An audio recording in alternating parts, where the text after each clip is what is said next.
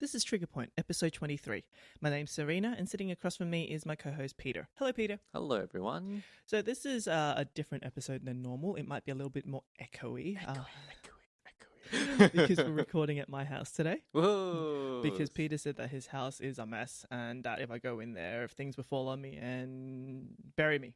Pretty much. I have a lot of not only work stuff, but I'm also doing my law thing at the moment. So I have client files everywhere in my house. I have things flying around, contracts left, right, and center. So it's not pretty, my place. Okay, and you also have your ski stuff out. I'm yeah, assuming, exactly. Because I'm going to snowboarding next week, so I've got all my ski gear out, and still need to work on that. Yeah, so my house is not really habitable by anyone except for me at the moment.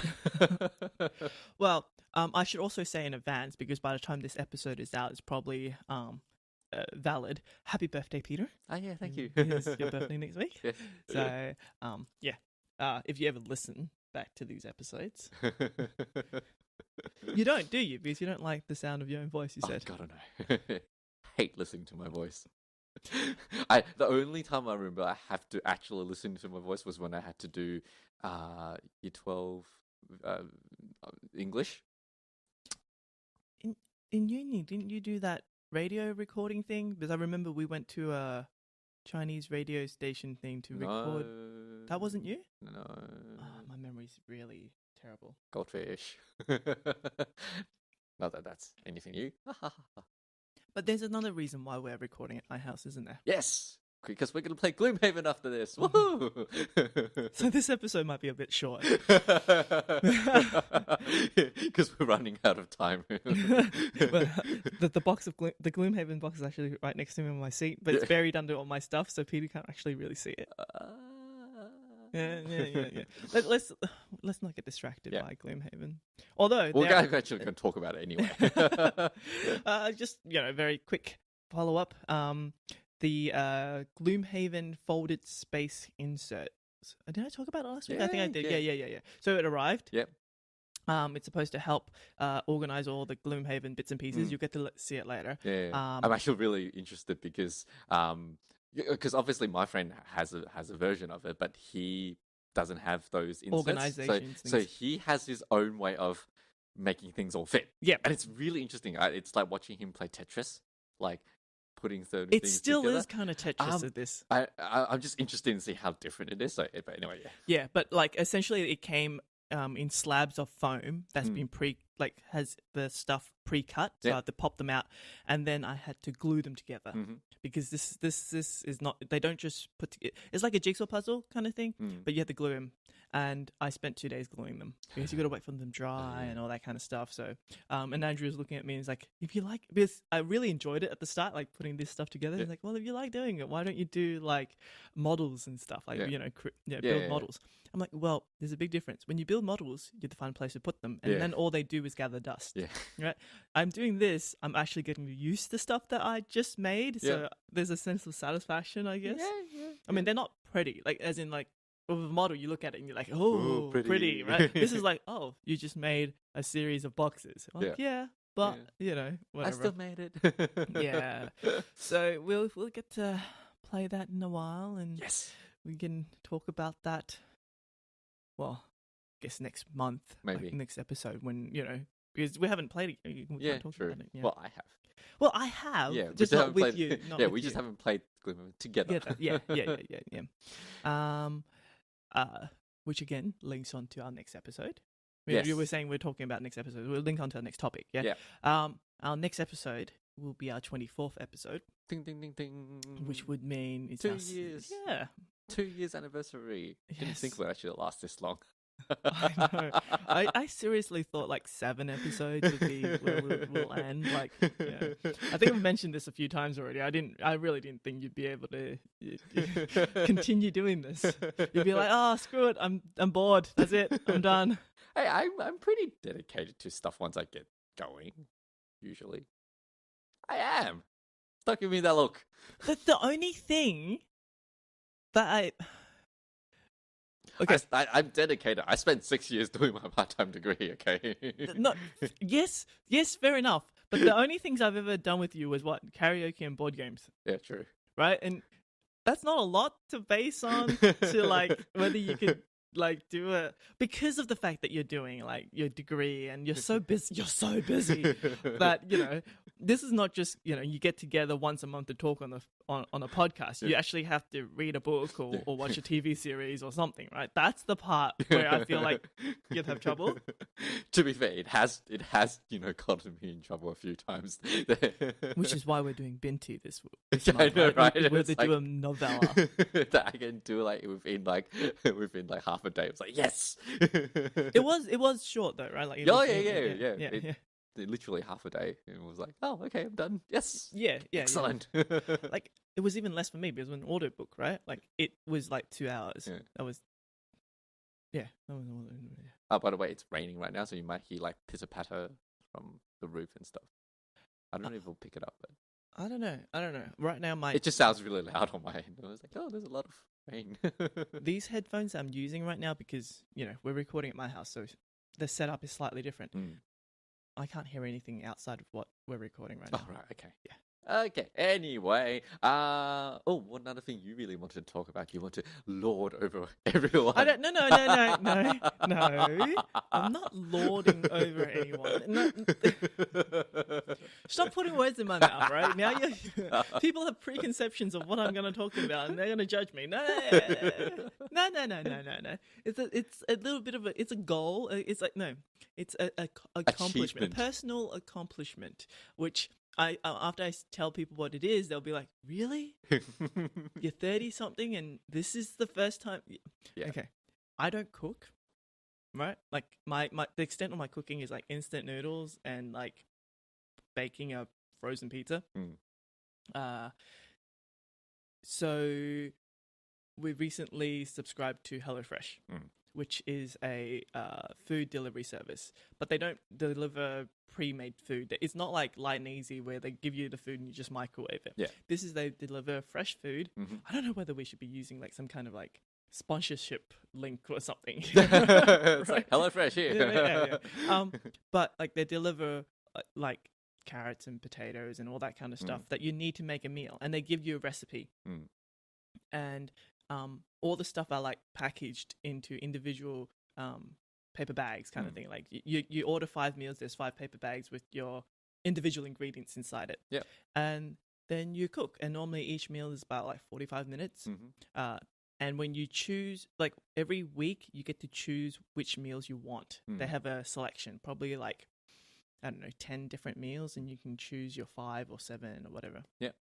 And you can always choose you can filter that list by meals that are less than 30 minutes if you don't have time to cook, or only vegetarian stuff, or etc.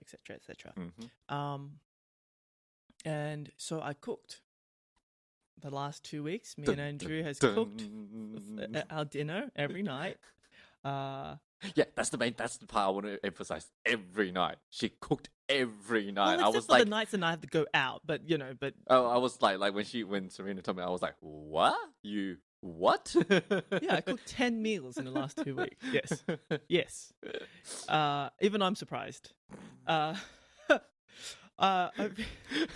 surprised at how long we've done this now. Actually, more so.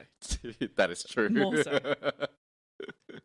Look, there are meals where I have to make batter from scratch. This is not just like they didn't give me pre-battered meat to go and fry, right? Yeah. I had to make the batter from scratch. I had to learn how to make a gratin. Yeah. Right, a potato gratin. Like I'm like, holy crap! Like this is not this is not the main part of the meal. This is only like secondary to like what I'm actually cooking here. But I'm making multiple things at the same time. So I'm kind of proud of myself. I also found that watching TV, not even cooking shows, just watching TV where there are people cooking Cooking. actually helps. Like, as in, like, I have retained certain knowledge from watching TV that I didn't realize I had, like how to hold a goddamn knife. Because let's just mention that your your fiance was probably not that great with like some of kitchen skills. Well, no, the interesting thing is because he did spend a time living by himself and he did cook a lot. So I thought that out of the two of us, he would be the better cook or the better chef. And that was not the case.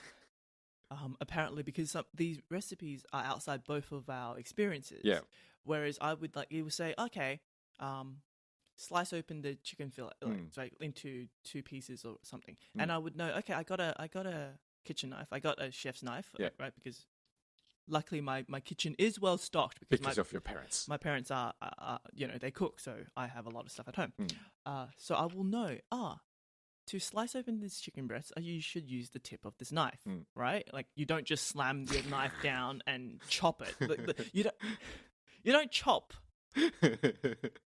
certain things. You slice it open. Andrew's knife skills are interesting. Let's just leave it at that. Yeah. And I would just be like, wait, did you not? How? What?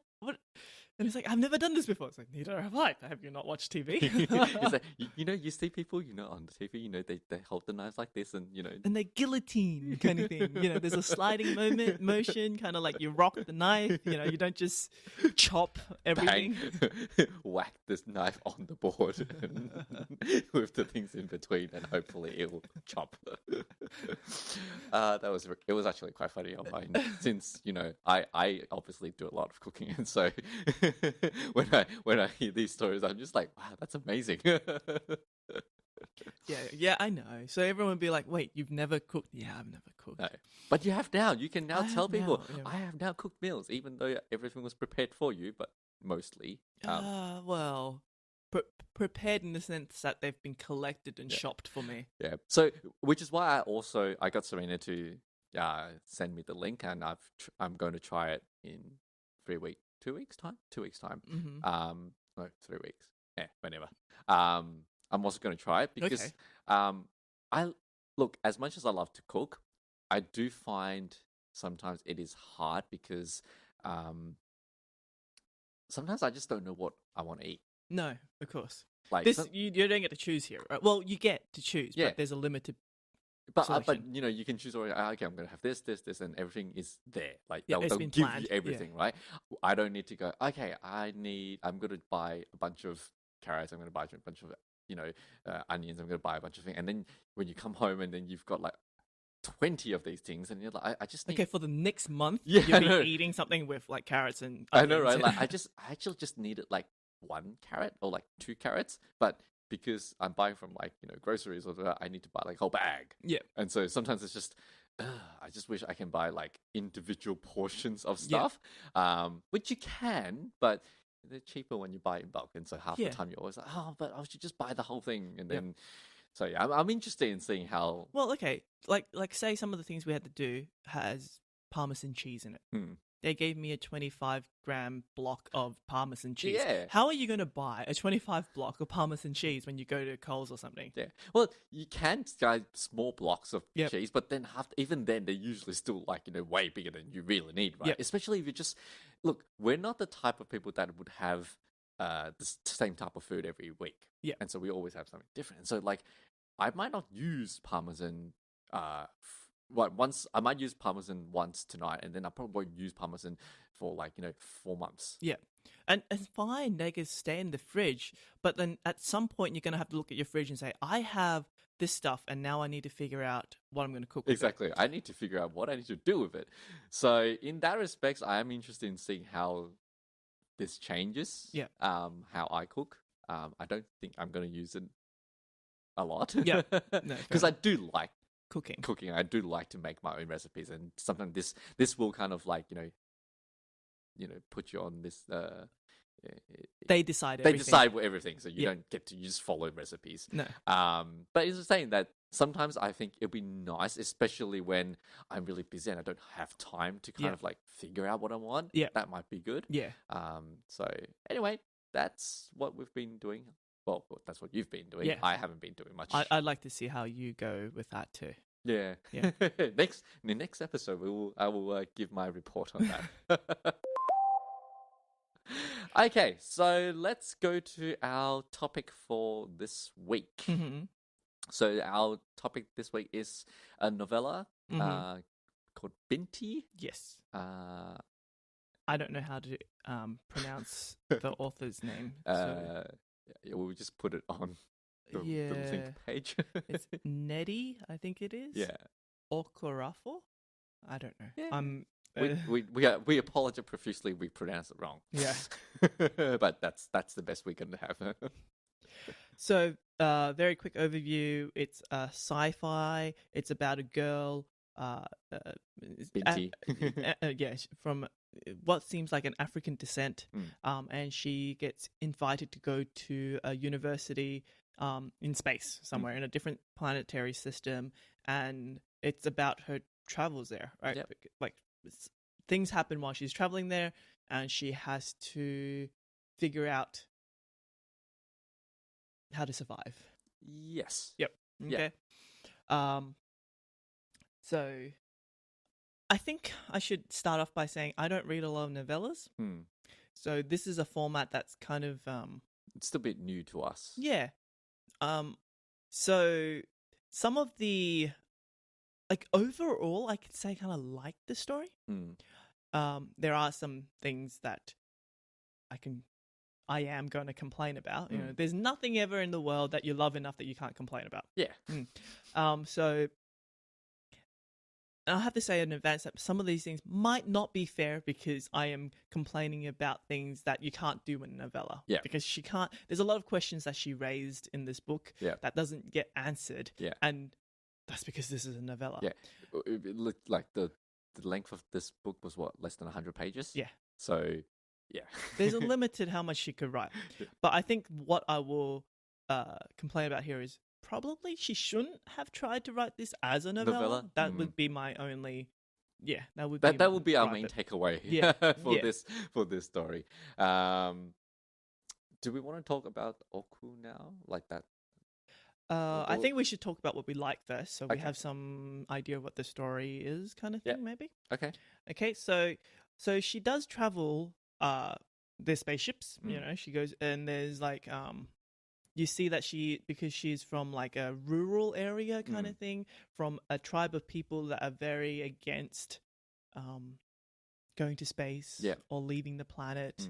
That it's not like they're not technically advanced. You do get a sense that they're very technical. They're very technological, and they have all the gadgets and stuff. But they also are very traditional at the same time. They're very ingrained in their religion and culture, and they believe community, that they believe that their people are chosen by God to stay on Earth. That's the gist that I get from it. That they feel that they're chosen to stay here, and therefore they shouldn't even consider going off into space. Yes, and that was one of the main, like at least at the start. This was one of the main things about her, right? Like that she's choosing to leave her family to go to a different planet to attend this university where all these math geniuses are. Right. She got a scholarship there. Yeah. So at the start of the book, you have her making her way to the station, the airport, so to speak, the space field or whatever, and you see how everyone's looking at her weird because normally people from her tribe don't go out. They don't go there, right? Like they don't leave the planet. Why are you here, right? And then she says she needs to get onto this ship, and people are like, are you lost? Kind of thing. And she nearly gets detained because she's carrying something that they don't recognize. Like there's this stone that she has, which we'll get back to this stone. We'll get to that stone. Like she has this stone that people can't, like they can't scan. Like I could imagine like the security, like going to America and like the airport security, and they're like, what is this? And she can't explain it either. But she doesn't because know she what doesn't it know. is. Yeah, she doesn't know. It's just a stone. It's just the stone that she's been carrying since she was a kid. Like she found it on the ground somewhere, and she just has it. It's her lucky stone, right? Yeah. And then she goes onto the ship, and this is where we have our first thing that we like. Well, that Peter I likes. love. I To be fair, Sophia kind of forgot about that. I completely forgot that the ship was alive. Yeah. So the way the ship was explained is actually an alive being. Like it's like this giant fish, basically. Yeah. That has space fish. Yeah. That has that has the compartments inside that can make oxygen so that people can stay inside and stuff like that. So I really like the idea of this. Now that you described it that way, I'm a little bit freaked out. Like, imagine you're swimming around minding your own business, and these are not people living on your skin. They're not like mites living on your skin. They've kind of like buried in, and they're living in your lungs and in your gut area and like between your ribs, and you're like, that'd be so uncomfortable. You have people walking around inside you all the time. Ugh. I really enjoyed it because it reminded me of a different book that has a very similar concept called Leviathan, where they basically also have spaceships that are alive. Was it spaceship? I thought they were like floating like blimps. Yeah, floating blimps. Yeah. Yeah. And they're floating because they have a lot of gas in them. Yeah. They produce themselves. Yeah. I like this idea of, nature kind of just being able to deal with like, I like the idea where like you have humanity has managed to incorporate, like, instead of building metal ships, incorporate nature in some ways to deal with stuff. But at the same time, I can't help but feel like, okay, now you've enslaved every living creature to do something for you. Like, instead of building a house, let's, I don't know, hollow out a tree and make my bed in there. Like, poor tree. I don't know. Anyway, I like that part. Okay. Mm-hmm. And we also learn a little bit more about the maths course that she's in. Like, she's not just a normal math student. Like, she's a genius. But in this world, maths is not just mathematics. Mathematics is special. Like I don't even know where to begin. I know, right? It's very hard to describe it. It's nearly magical, right? Like they are like, we're not talking about like addition and subtraction here. That stuff they don't even need to calculate that anymore. They're talking about what, factorials and I don't know.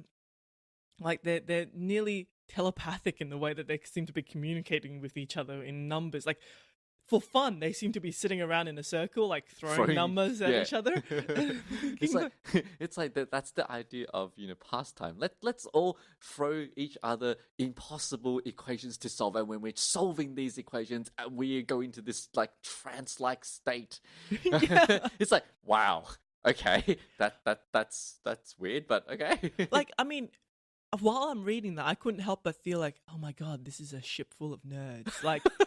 Like, even nerdier than my kind of nerd. And like, they've gone way, way, way past what I would be comfortable with. But at the same time, I find it kind of intriguing. Like, you don't normally have, or at least I haven't really come across a lot of books that kind of put that together, like magic and maths in a.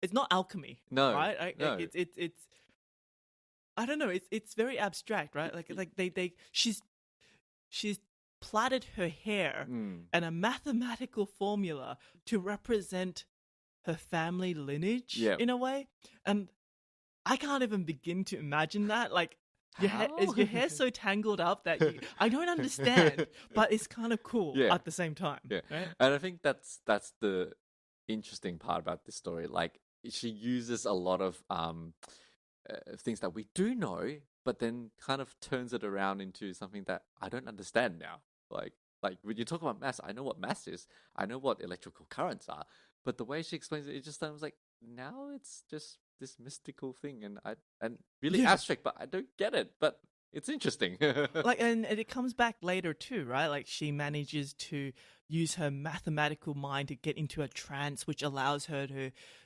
figure out a way out of the dangerous situation that she's in. And you're like, if you replace all that with, like, I think instinct and magic, I'd be able to understand this more. And I think in a way that's how I was able to get through this book. Like, every single time she starts talking about her using mathematical formulas, I'm like, okay, she's doing magical stuff. Yeah, that's it. Like, I can't understand this.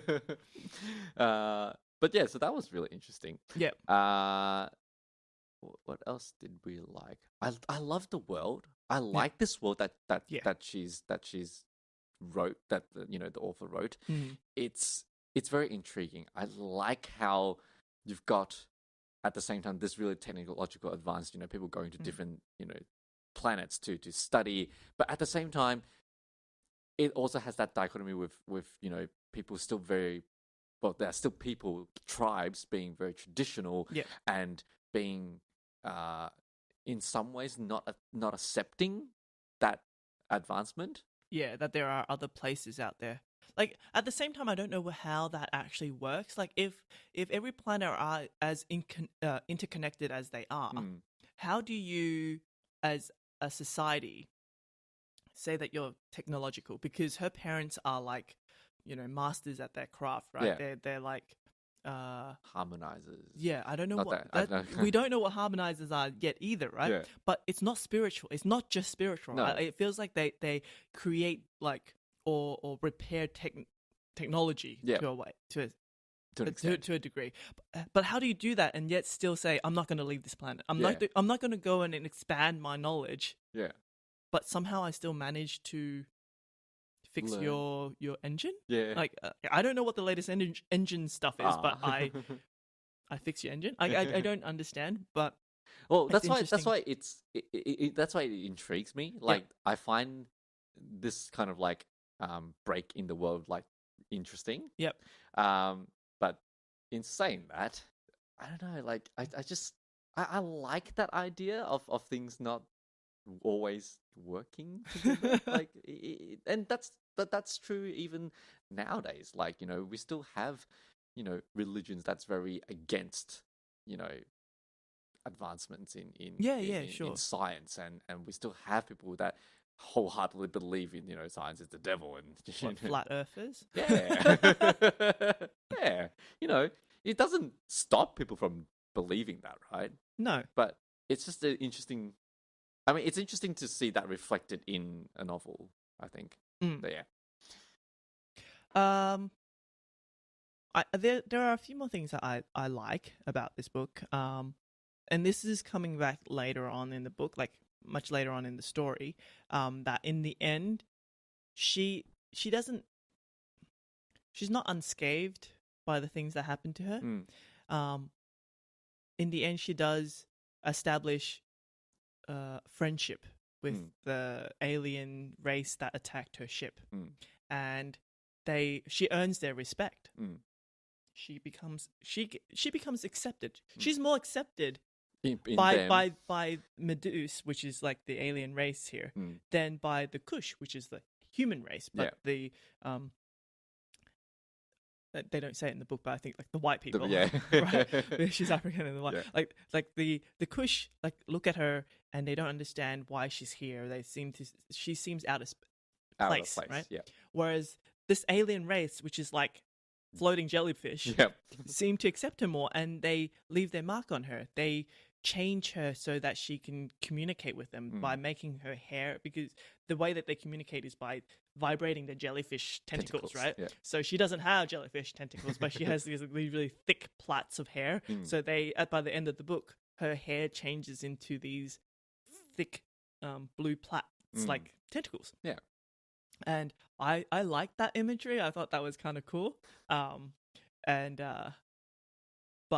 of course that leads on to some of the things I don't really like, because she's so special. Yeah, look, I think we'll now get to the part about what we don't like about the book. And unfortunately there is a lot of things that we don't like about it, in some respects. Partly because of how the medium this was written in. Yep. As we said, this would work a lot better if it was an actual novel. Yep. As a novella, it really doesn't work for me because a novella is very short. Yes. Okay, you only have 100 pages. Yep. To go through, and they're not even like they don't even feel like full-size pages as well. Like when I was reading it, it feels like they're really small pages. Okay. So I listen to an audiobook. I don't know. And so when you have a very limited number of words, there's not a lot of things you can describe in detail. And so she doesn't. You know, she skips through a lot of things. Like, you know... we should probably mention that this book won, like, the Hugo Awards and the... right? It's very, very, very well written. Yeah. But this book... And so, you know, like, they skip through a lot of things. You know, like, she goes on the ship and then she meets these people and they become friends. And they become great friends.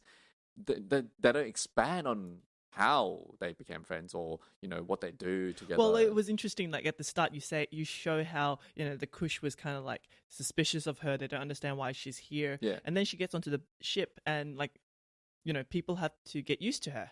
But that gets resolved really quickly. Yeah. Like, they don't have time. Yeah. You know, she just becomes friends and she gets herself into a routine and everything. Has a niche of friends. Yeah. She even has a crush, you know, and all that's kind of goes through really quickly. That happens at like one page. Yeah, right. And but it's kind of interesting because the part before about her getting to the plane and all that stuff took a while. Yeah, right. So this all happened really quickly, and you're like, I thought that was going to be a main part of this story, right? Her getting accepted by these people, but you don't have time because. It's a novella. Well, no, because the main part of the story is that their ship get attacked by these alien people. Yeah, and all these friends that she made and the crush that she had, they all die. Yeah, everyone gets killed. Yeah, literally within a paragraph. A paragraph, they all died. They don't have any major death scenes or whatever. Not they're just like, and suddenly he dies, and then they all died. Yeah, everyone gets stabbed and sliced, and suddenly the whole ship is infiltrated by these floating jellyfish. The Medusa. Yeah. And she survives because somehow her magical stone protects her. Like anything that tried to touch her, any of the Medusa that tried to touch her instantly withers and dies. Yeah. And but she doesn't know why. No. And she immediately, she gets herself out of this kill zone because everyone avoids her now because they realize, if you touch her, you die. So everyone moves out of her way. She goes back to her room, shuts the door. Here's the moment where her mathematical brain worked. Somehow.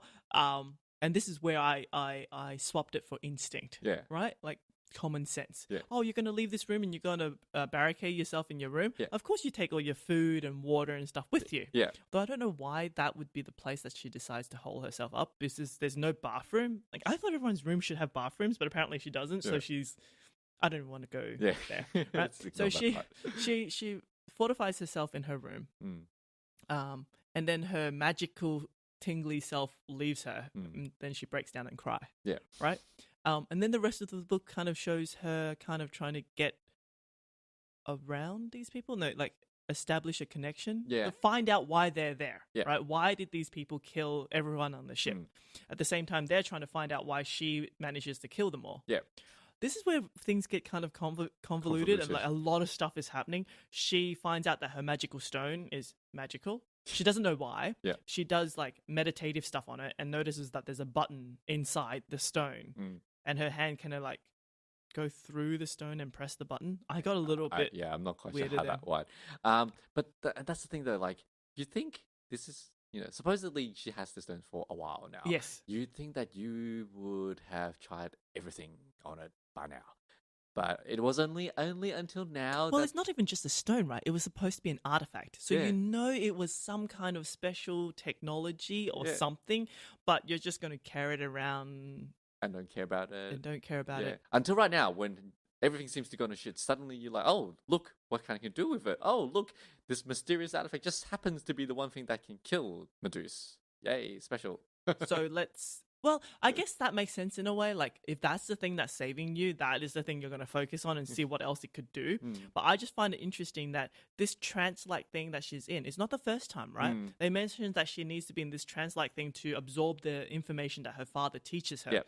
You think that during this time, while has this magical stone in her pocket all the time, you would reckon it would have activated at some point? Like, she's had this for many, many years, right? But no.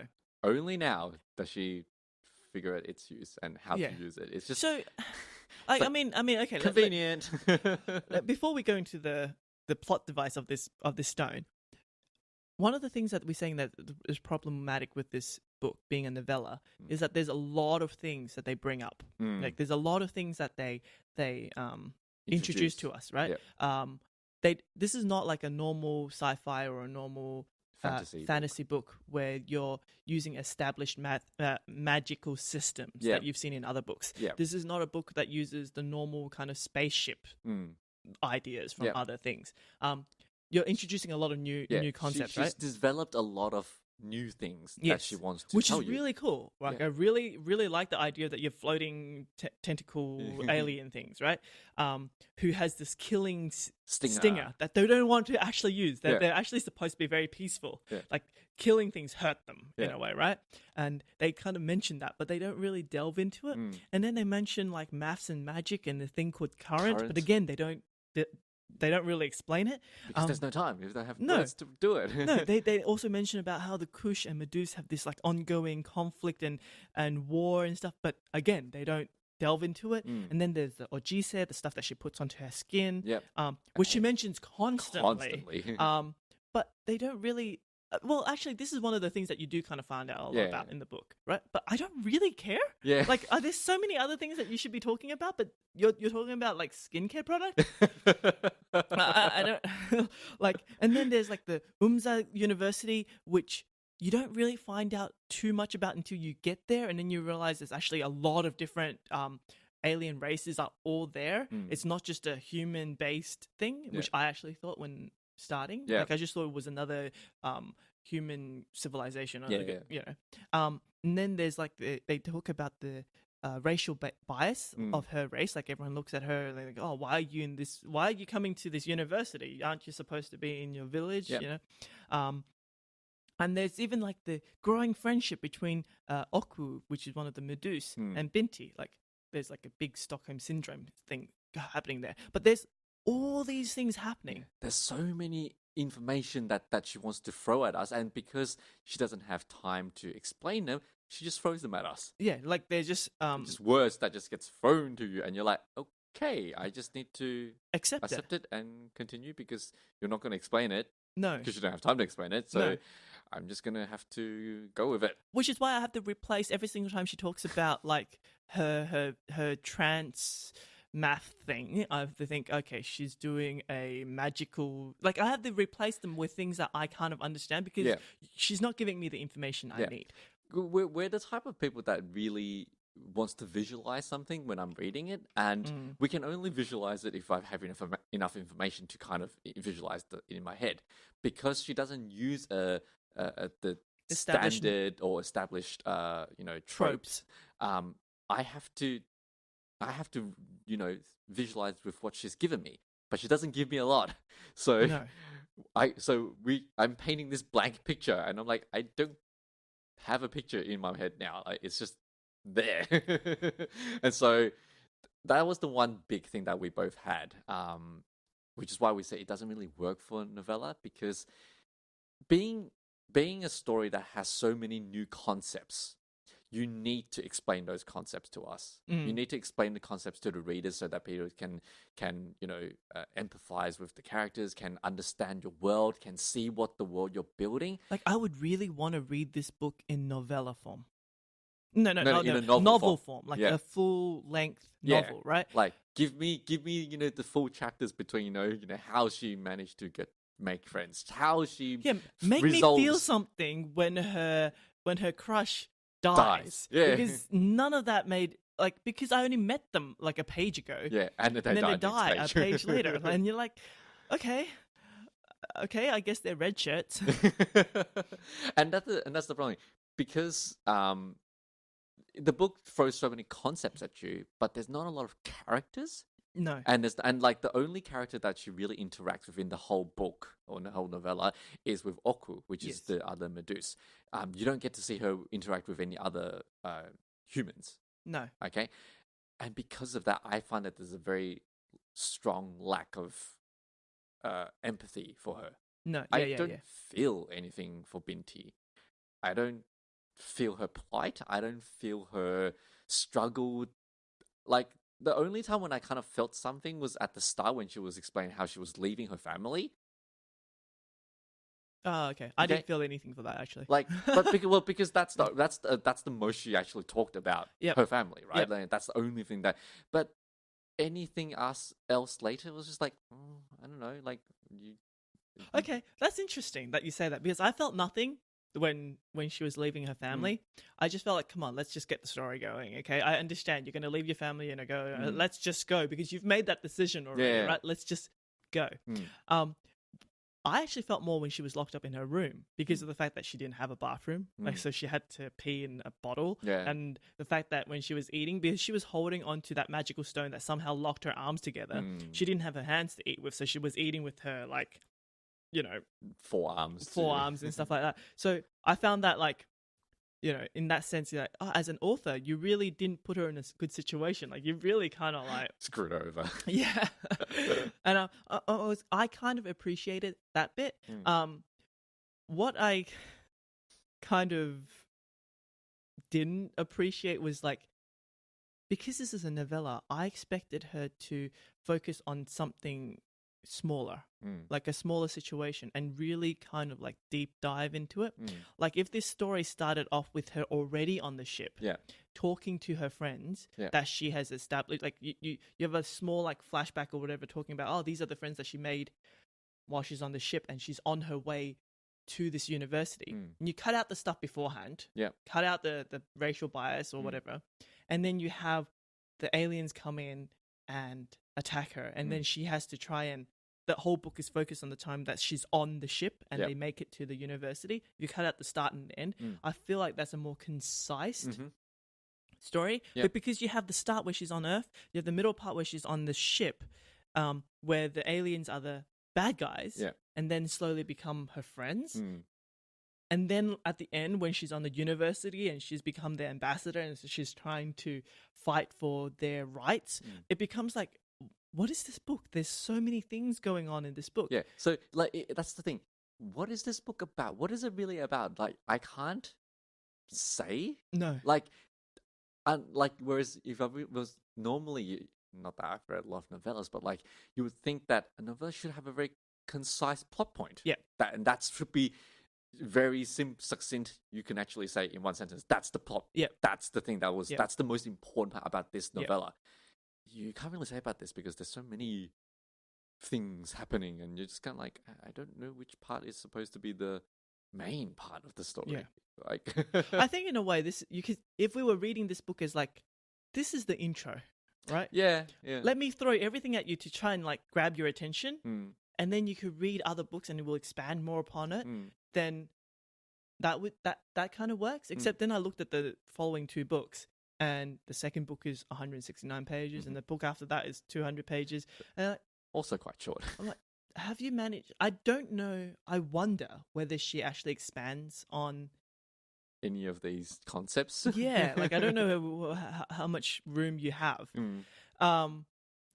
Because they also mention like the reason why this is happening, right? The reason why there's this attack on their ship is because there's a conflict between the Medusa and the Kush. At least that's what she believed at the start, right?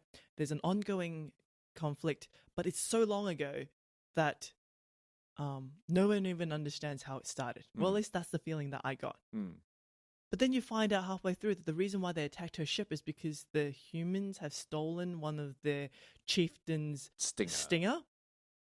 And I'm like, so is that a recent event? Yeah. Is that why you're getting the stinger now? But I thought you said the conflict was from a long time ago.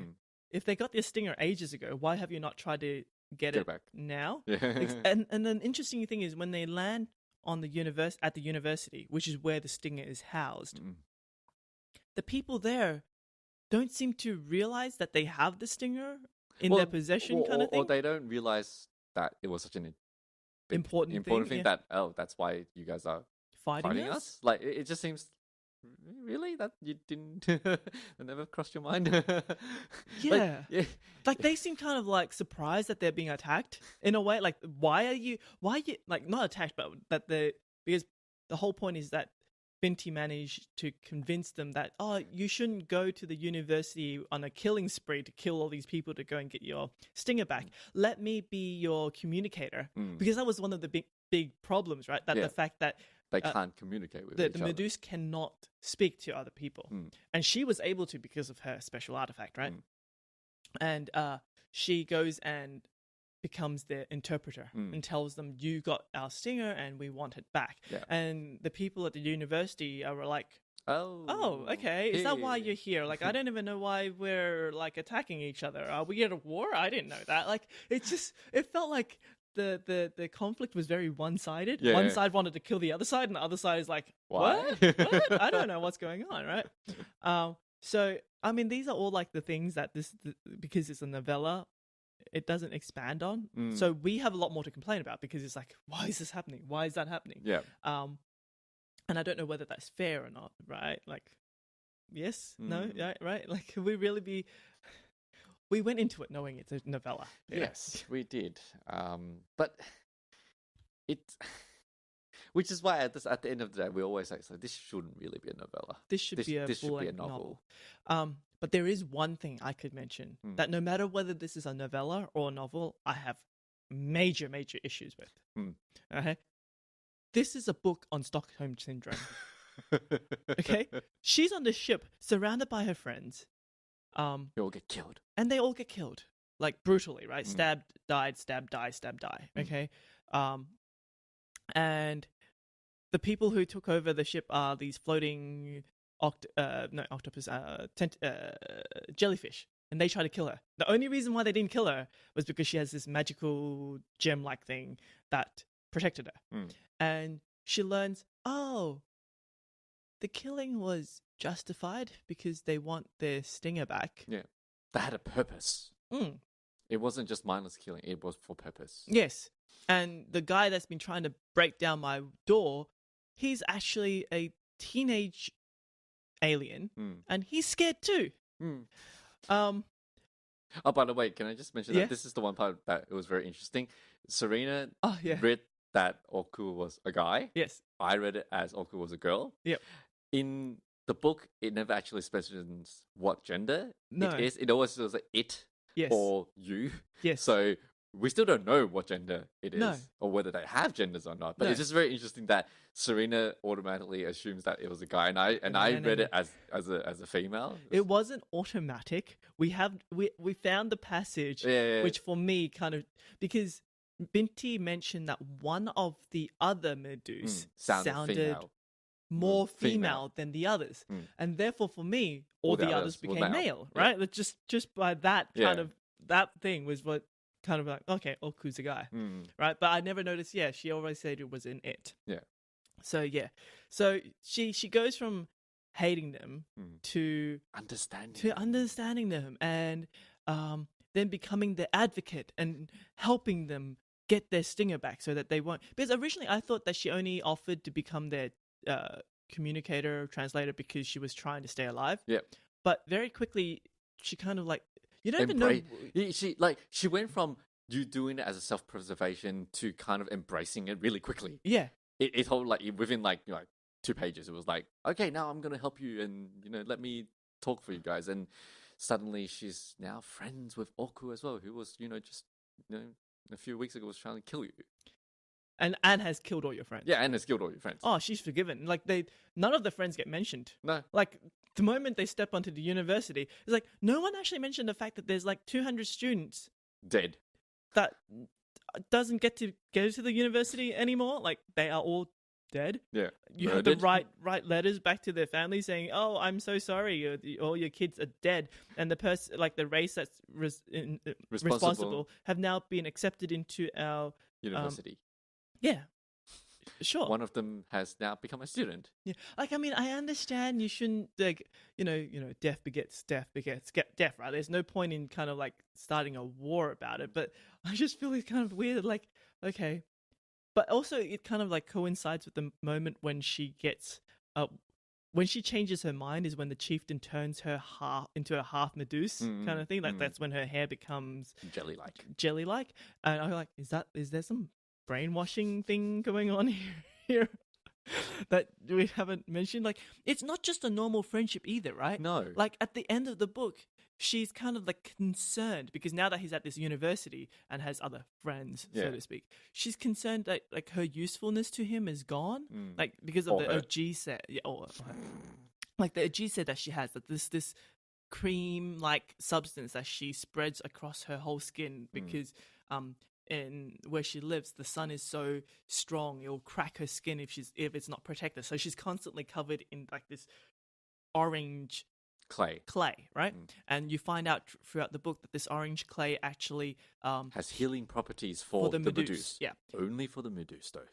Yeah, so the idea was one of the reasons why Oku became her guardian was because she had a way to heal some of the damage that she did to him, right?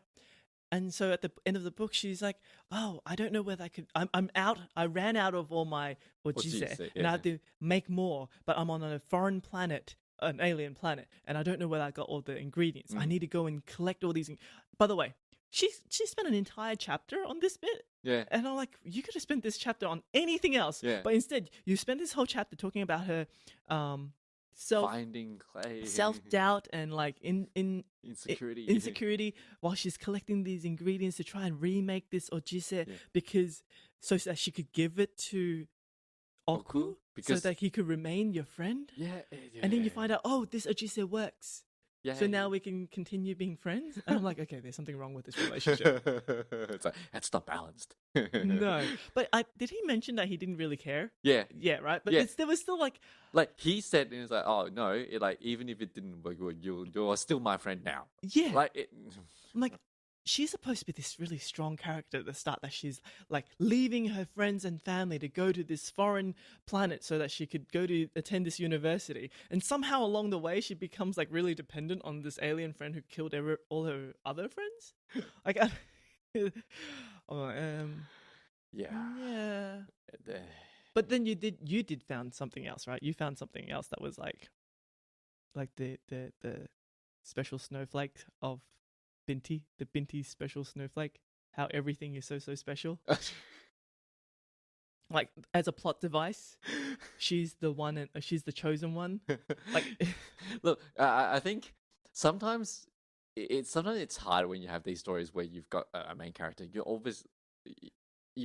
story's going to revolve around her, right? But the problem is everything seems to be so special about her and coincidental. Like her stone was, useless before, but suddenly now it's really useful, and that's going to say, and specifically to these Medusa. Yeah, to these Medusa. Right? Nothing else, but like just this whole universe doesn't just have humans and Medusa. There's like a lot of different races, as we find out when they get to the university. But somehow, this special stone that she has, that she just randomly picked up, and it manages to kill Medusa. But at the same time, allows her to communicate with them. Yeah. Okay, that's fine. Okay, that's fine. Then she finds out that the meditative state that her father taught her allows her to communicate with this special stone, so that she could press this special button inside the stone, so that she could communicate with these Medusa. And then she finds out that the ojise that she covers her skin with somehow manages to heal. Is a healing. It doesn't heal humans. No. But it heals the Medusa. Because somehow it's so special. Special skincare product.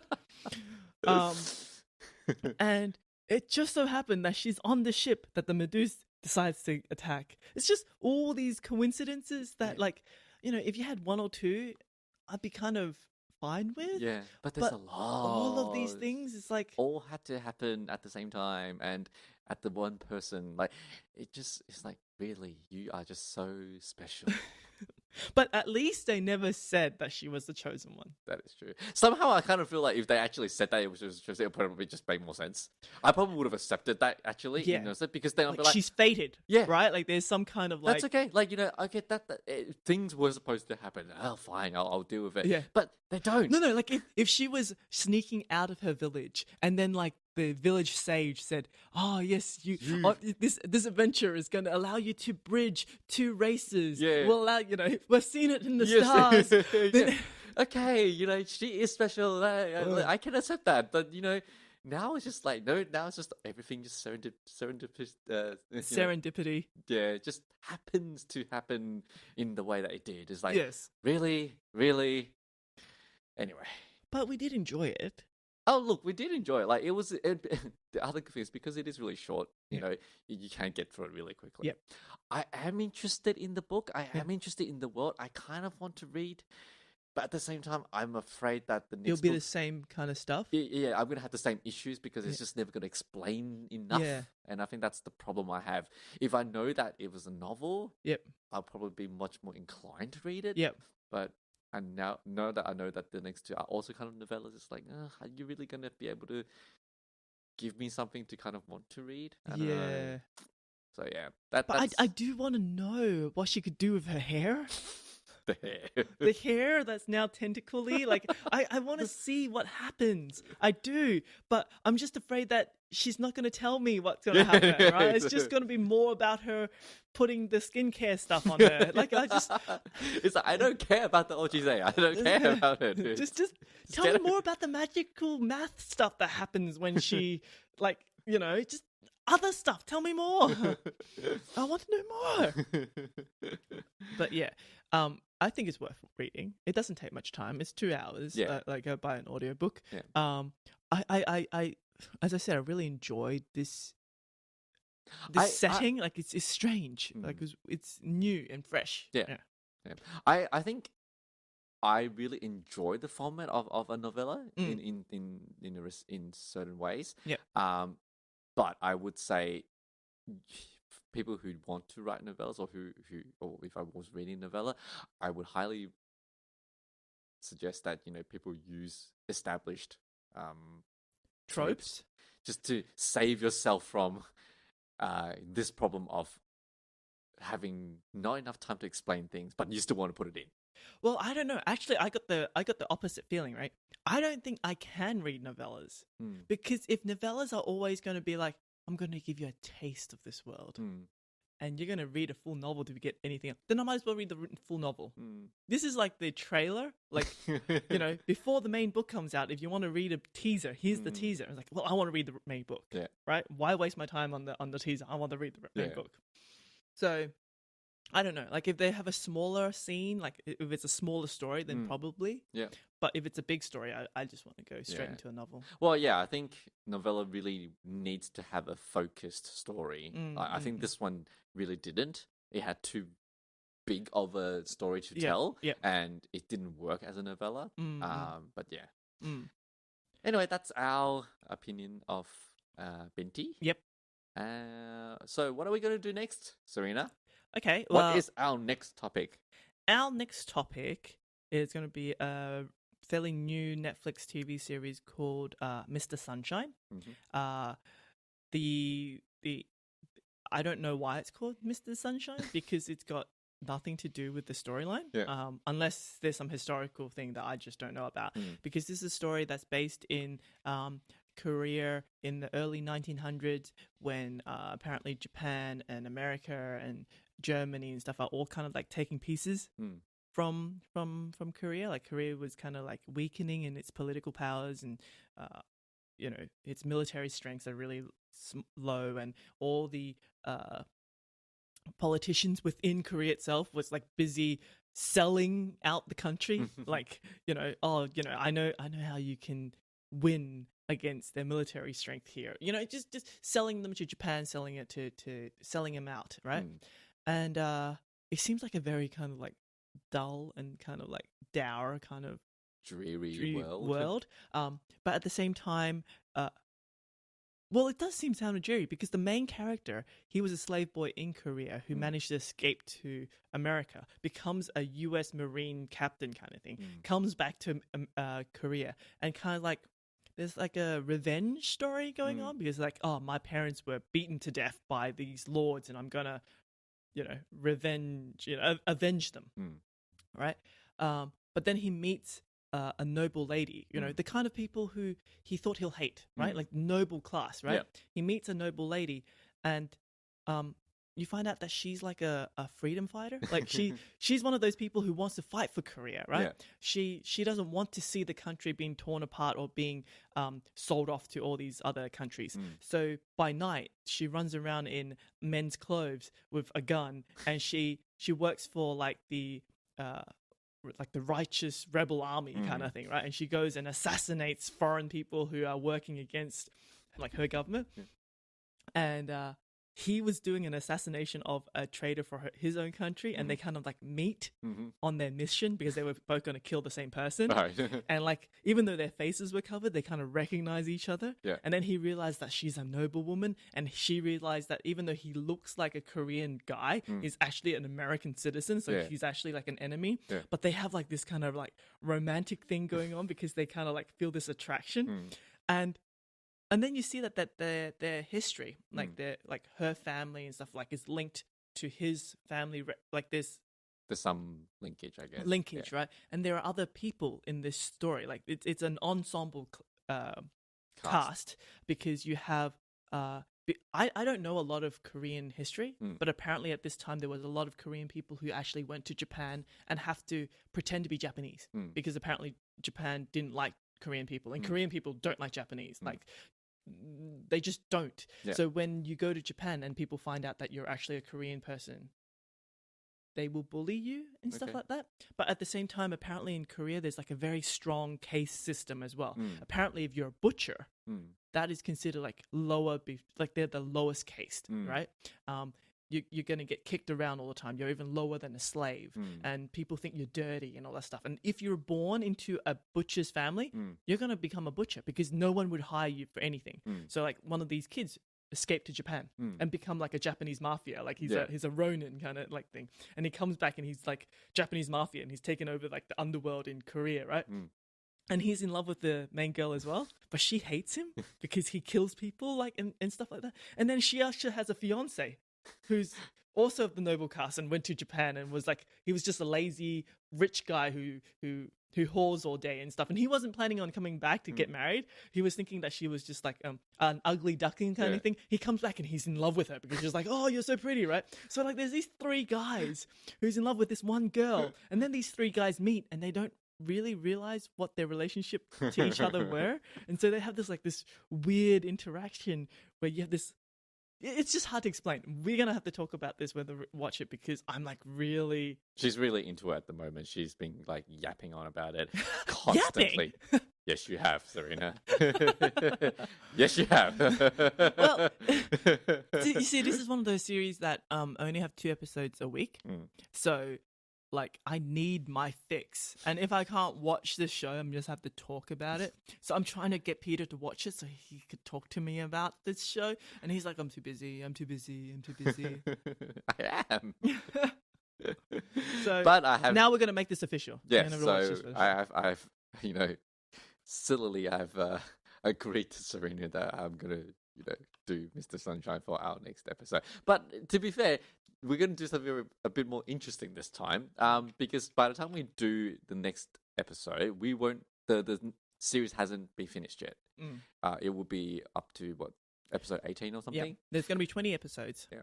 And we'll be on episode 18. Yeah. So we'll be 2 episodes from the ending. Yeah. And because of that, our show would also have an extra section where we talk about what we think the ending would be. Yeah. We'll give our thoughts on what I think will happen in the end, and then we could be proven. Yeah, and then the following episode we'll have a slight recap of how wrong we were, or how right. You never know. We could be right on things. Hey, this could be like the Korean Odyssey as well, right? Started off good, and then the ending would be like Oh my we God. want to flip a table or something. Let's hope Don't not, jinx because us. I really enjoy it. We really enjoyed Korean Odyssey at the start as well. Yeah, I know. Anyway, so that's what we're gonna do. So we're gonna do Mr. Sunshine. We're gonna do a review of the first 18 episodes, and then we're gonna give our thoughts on what the finale is gonna be. Yes. And we'll love to see what will happen. Yes. I think that is all for this week. Mm-hmm. Unless we have anything else. No, this is going to be as I said, this is a relatively short episode in the sense that I don't think I need to cut out much. Yeah. Because it's only a little bit over an hour. And the reason why it is because we're looking forward to playing a board game. Yes, I know, right? Okay, so let's start closing. Yeah, okay. So, what's our closing? Oh, yeah. Okay. You can find our show notes at triggerpoint.com/23. You can contact us on Twitter at triggerpointfm, or you can email us at triggerpointfm@gmail.com. Anyway, we will see you next month. See you next month. Bye. Bye.